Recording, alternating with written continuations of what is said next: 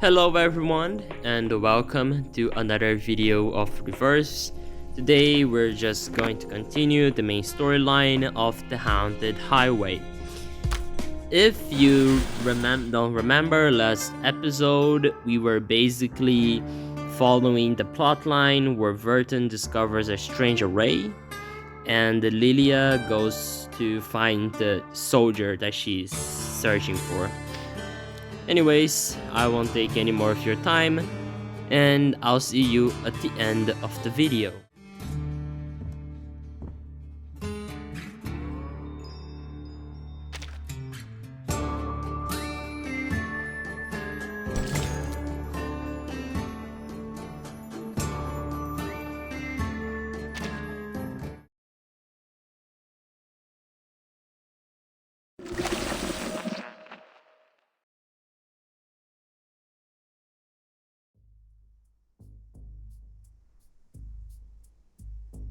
We can't say for sure if this ritual was created by the last guest. Fact is, you can find all kinds of unusual markings in this motel, most of them less than a month old. Very recent indeed. The maid said that there aren't many tourists these days, so my guess is that a group of skilled arcanists have left their work in every room. Based on the markings I've seen so far, there were about 3 to 5 people in this group. And was there a sheep-headed arcanist among them? Well, that I don't know. What I can say, though, is that there was a sheep living in here. I saw some hoof prints on the hallway floor. It looked like someone had stayed in this motel with a sheep. Sounds pretty odd, but I suppose it ain't too strange given the local farmland. But I'm sure this will catch your attention. What? We all know that sheep walk on 4 hooves. But the hoof prints I saw were different. They were small and delicate, and most importantly, followed the movement pattern of a human, judging by the trail. The owner of the hoof prints was about the size of a slender kid, maybe 5 feet tall.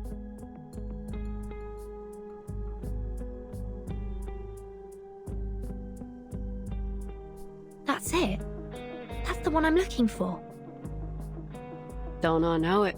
They can question my morals, but nobody can question my competence.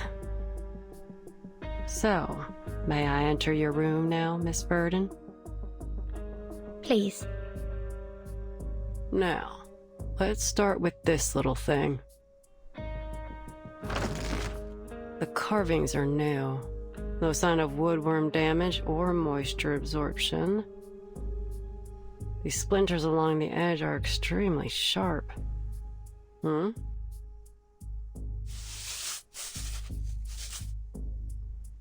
Is this dried blood?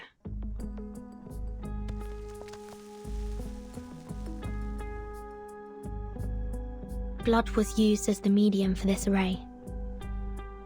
The circle isn't fully closed here, and the lines are a bit uneven. Whoever drew this doesn't seem to be an expert. You know how to deal with this, right? All you have to do is ask, boss. You might be surprised. We need to destroy it as quickly as possible. I think it's been left by a dangerous occult group. Hold on.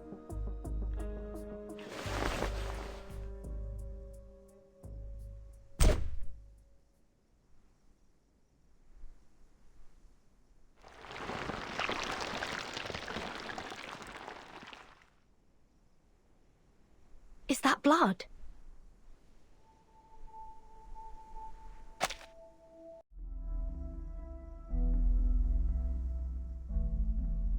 Can you discern the owner's identity? I ain't all-knowing. I can't identify people by their blood. No, I'll need more than just blood to find out who was here.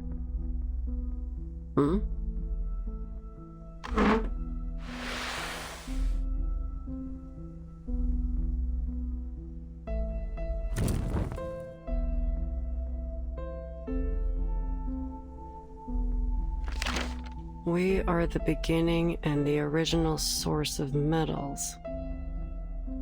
Through us, the highest tincture of art is brewed. There is neither a spring nor water like mine. I heal and help both the rich and the poor. Yet I am full of hurtful poison. What the hell does that mean? It's a quote from a text on alchemy. All challenges will be resolved with the provision of sufficient and high-quality materials and the precise execution of the array. But where do we find these materials?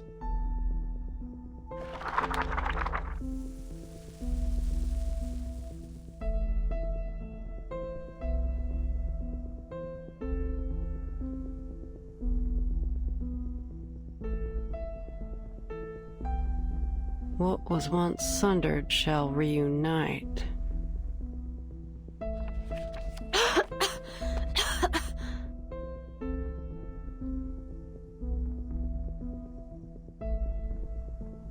I've seen this handwriting before.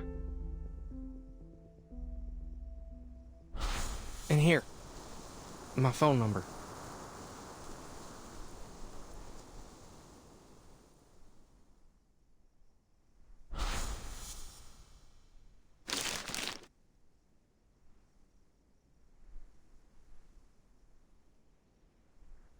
Yep, this is definitely the same.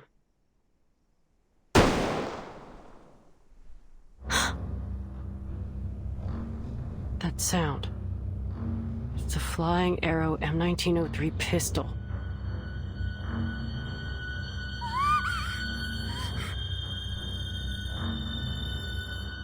Kimberly? What's wrong with her now? I better go check it out, boss. Something don't seem right. You coming? That Kimberly must have run into something.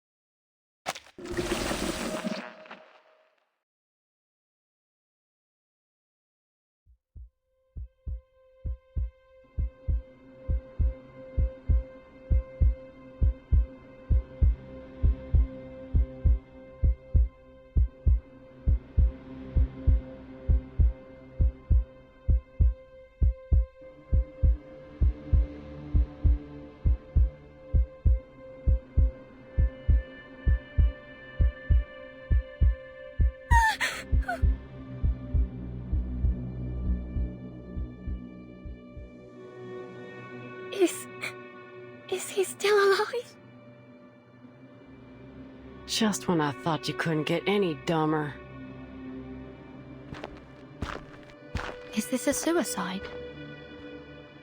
He pulled out the gun and shot himself in the head.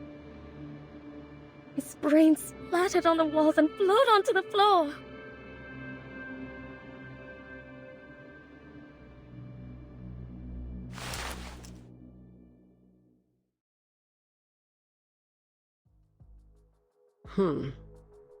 There's gunshot residue and powder burns near the wound.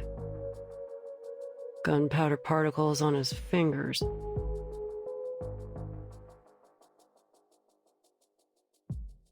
There's no doubt. He died from a gunshot wound. The bullet was fired from the pistol in his hand and went straight through his skull. But this ain't just any pistol. It's a Xeno pistol. You've got yourself in some serious trouble, Missy.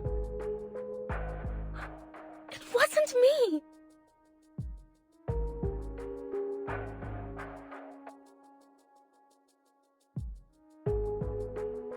I'm just an innocent, sad, terrified girl who just happened to pass by. Well, Miss Innocent, sad, and terrified. If you want to prove your innocence, start by telling us what happened here. And mind you, I will call you out if you lie. The evidence here will tell me what's true and what ain't.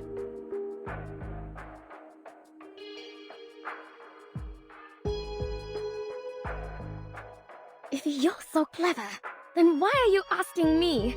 Just figure it out yourself.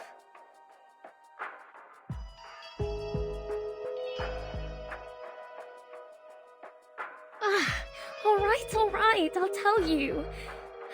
This madman has been harassing me.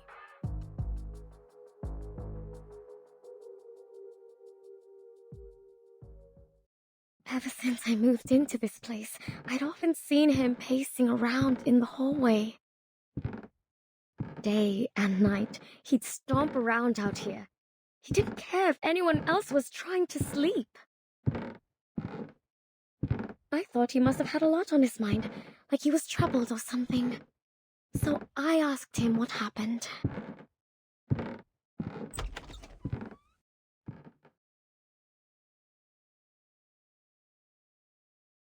His deep, sunken eyes were bloodshot. Every fiber of his being screamed that something was wrong with him. Sir, if you have any problems, there are many ways to solve them. But pacing in the hallway isn't one of them. Plus, it disrupts everyone's sleep. I swear I didn't say anything too harsh, but he was just downright rude. Get the hell away! Get out of my face! Excuse me! That's pretty rude, you know! I had no desire to argue with the madman. Thankfully, the maid intervened when she heard what was going on. I have no idea what she said to him, but eventually they came to terms. He stopped pacing the hallway from then on. That was a relief. I'm sure the other guests would agree. That maid can vouch for what I've said. Ask her yourselves. Not long after, I found a letter from Stefan on the floor of my room. It had been slid under my door. In the letter, he apologized for his behavior.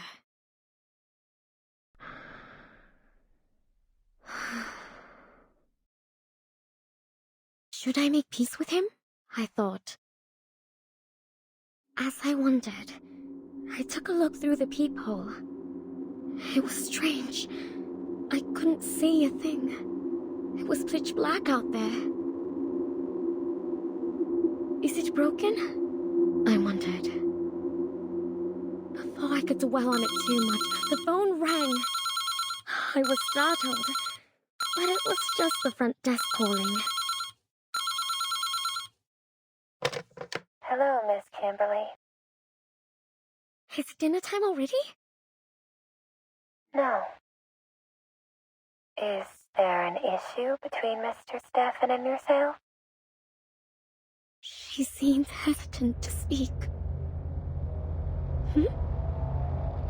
I know it's not my place to ask, but the situation is a little concerning.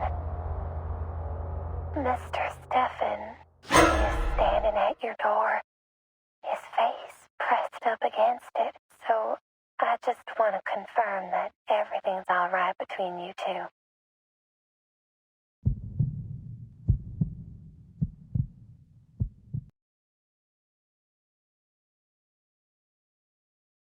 And that's what happened. Calm down, miss. It's all over now. Do you still have that letter with you?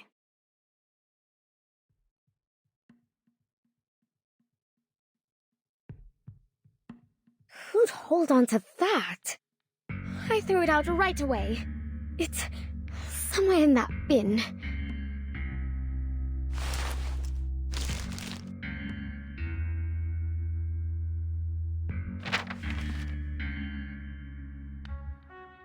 Dear Ms. Kimberly, I've got a question already. How did he know your name? You didn't know each other well enough to have exchanged them, did you? I'm the victim here, damn it! You can't interrogate me like this. But if you must know, maybe he heard it when my friend called me. Your friend? Why? What's so odd about that? A young girl like myself should never travel alone to places like this.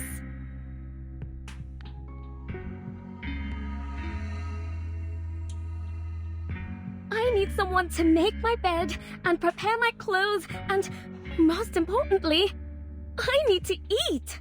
I wouldn't even be here if I weren't looking for...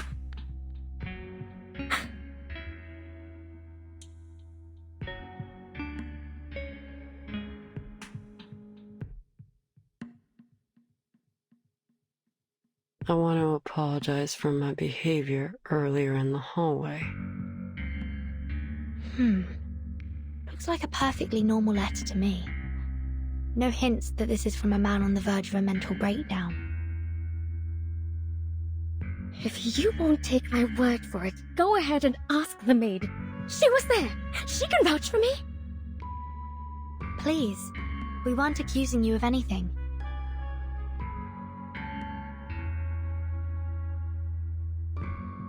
Though graphology has been criticized a lot these days, I gotta say, this looks more like a woman's handwriting to me. So you mean Stefan was a woman?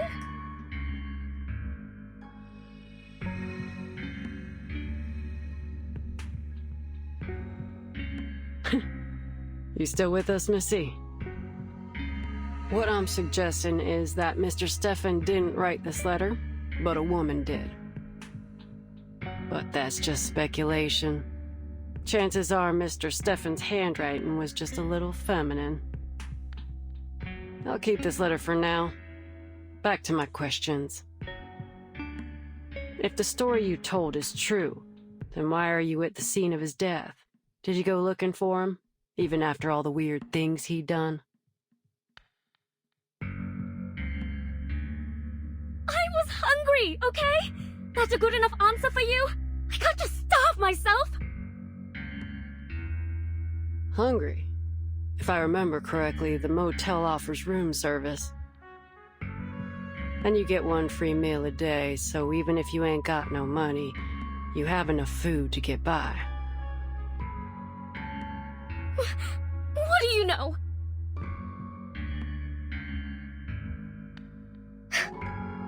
I'm not eating one of those ham sandwiches. Alright, so you've got some standards when it comes to food. Let's drop that.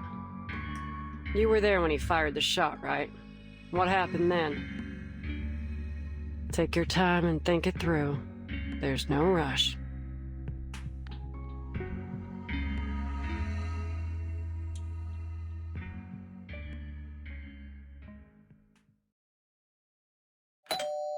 About 15 minutes ago, he rang my doorbell. I thought my friend had returned from town. She always brings something amazing with her, so I opened the door. The last thing I expected was to see Stefan standing there. Who'd have thought that he could get back on his feet so quickly after the beating he took? I was terrified when I saw him there. He towered over me, one hand on the doorframe and the other pushing against the door. I slammed the door shut.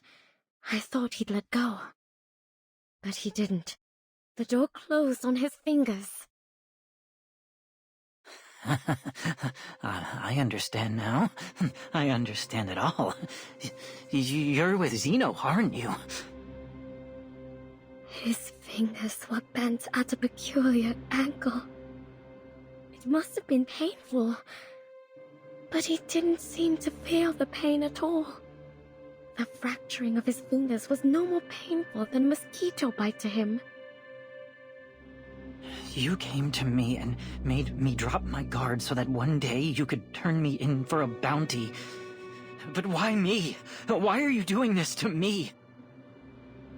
It wasn't me who made the plan. It wasn't me who executed it. It wasn't me who pressed that damn button. All I did was expose their crime to the rest of the world. Tell me, why else would they want my head so desperately if they didn't believe they were guilty? In the meantime, the actual killers are treated as heroes. But I'm the hero. Me. But all my sorry ass gets is a lifetime of hiding out in some random motel in the middle of nowhere. This world is sick. What the hell are you talking about? Come on, drop the act. Right after you spoke to me, Vertin showed up at my door. Are you trying to tell me that that was just by chance? Vertin? He totally ignored my question. The world has fallen ill. I can see that now. The realm above truly does exist. How else would we have gotten the idea of a perfect heavenly realm? Obviously, it doesn't exist in this world. I don't care. Even if that place does exist, it has nothing to do with you. Get out of the way! I'm closing the door. But at least I get to decide when I step through that door, right? I had no idea what he was talking about. And he didn't give me much chance to figure it out either. I'm afraid your mission is doomed to fail, young lady. In that moment, a smile of relief came over his face, and without a moment's hesitation, he pressed the pistol against his temple and pulled the trigger.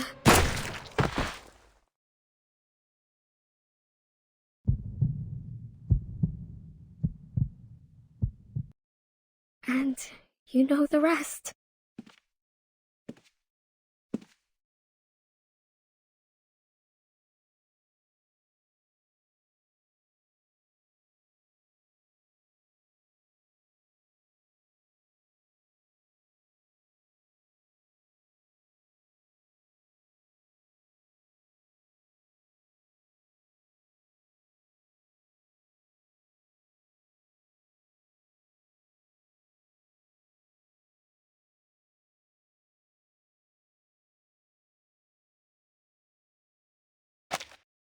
What's going on in here?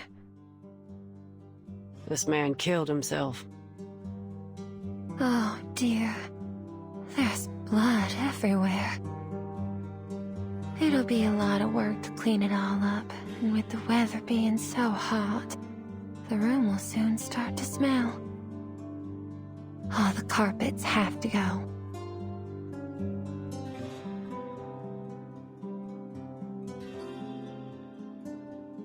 Miss Tuesday, can I ask you a question? Yes? Have you ever had any guests who looked like or claimed themselves to be Manus Vindictae? Manus Vindictae?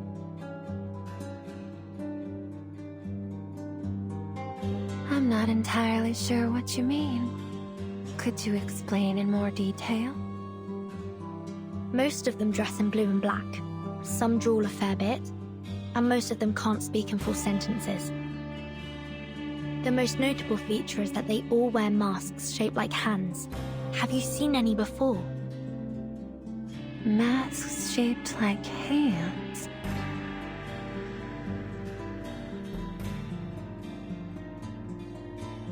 No, I've never had a guest who wore a hand-shaped mask. Never seen anyone in blue and black either. But if an organization was going to do something in secret, I don't think they'd be too public about it. Hey, lady.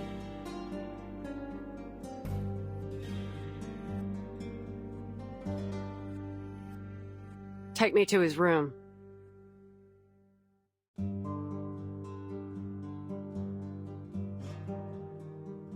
Oh, it shouldn't be too hard for you to find the room yourself, right, Miss Argus? After all, That's how you make a living. But I can just tell it to you. It's 2:14. You must be curious about that room. I'm surprised. You've been in almost every room in the motel, and you've been here for 2 days. You're like a child in your curiosity. This place would be much safer if you were the sheriff here. Anyway, I hope you can find that girl soon.